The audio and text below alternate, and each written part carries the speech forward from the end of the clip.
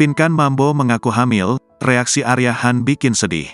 Sebab Arya Han tidak mengakui kehamilan Pinkan Mambo yang merasa sudah mempunyai tanda-tanda hamil. Arya Han bukan tanpa alasan tak percaya Pinkan Mambo hamil. Sebab menurut Arya Han, hasil tes pack yang dilakukan Pinkan Mambo juga tidak menunjukkan ke arah positif. Di samping itu, Pinkan Mambo enggan periksa ke dokter terkait kehamilannya tersebut. Dikatakan Pinkan Mambo, ia punya trauma untuk periksa kehamilan di dokter.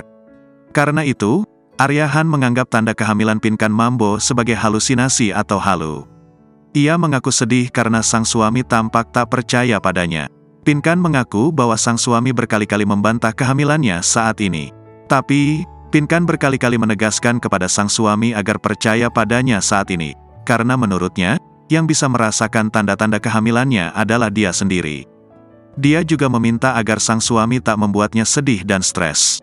Pinkan pun menegaskan bahwa dirinya dan suami saat ini juga tidak menunda untuk hamil. Selain itu, sejak merasa ia sedang hamil, Pinkan Mambo bersikap agak aneh.